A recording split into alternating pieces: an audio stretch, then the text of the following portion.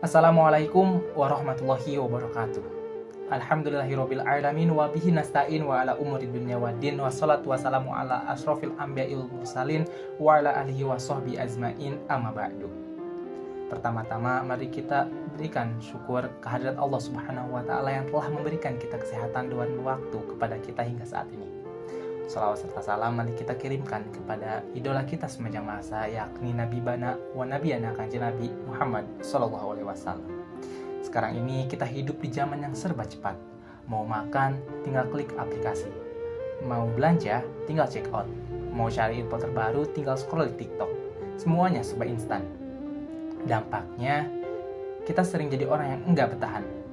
Kita gampang anxious kalau sesuatu enggak berjalan sesuai dengan apa yang kita rencanakan. Kita gampang burn out kalau usaha kita nggak langsung kelihatan hasilnya. Di titik inilah kita sering lupa pada satu superpower yang telah Islam ajarkan sejak 14 abad yang lalu. Apa itu? Ya, sabar.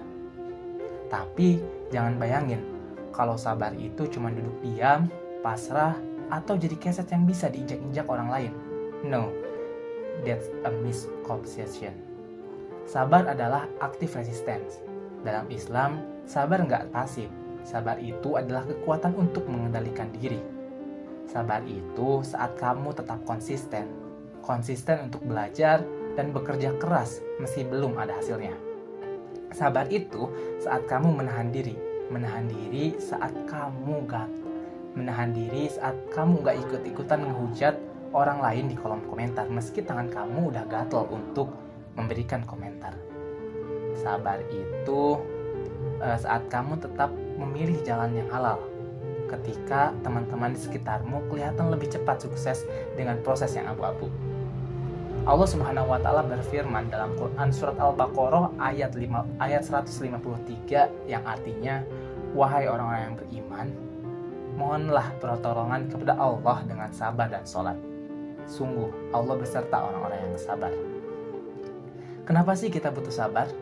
Ada dua alasan kenapa sabar itu penting untuk kesehatan mental kita hari ini.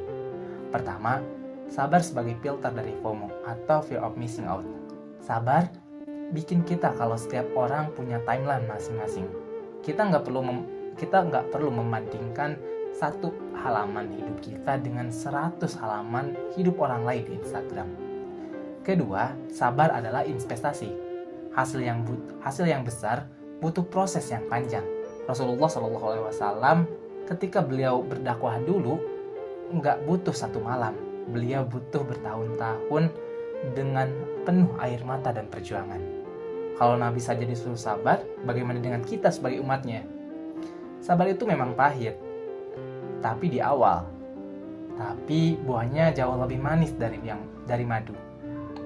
Ingat, saat kita sabar, Allah nggak cuma kita kasih solusi, tapi Allah kasih dirinya buat menemani kita.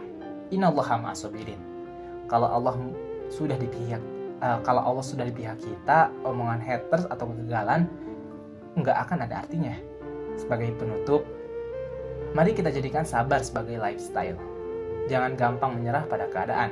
Kalau hari ini terasa berat, ambil napas dalam-dalam, sholat, dan bilang ke diri kita sendiri, sabar dulu, Allah lagi nyiapin sesuatu yang lebih besar buat gua. Demikian yang saya bisa sampaikan. Semoga kita semua jadi pribadi yang enggak cuma keren secara skill, tapi juga tangguh secara mental karena punya sifat sabar.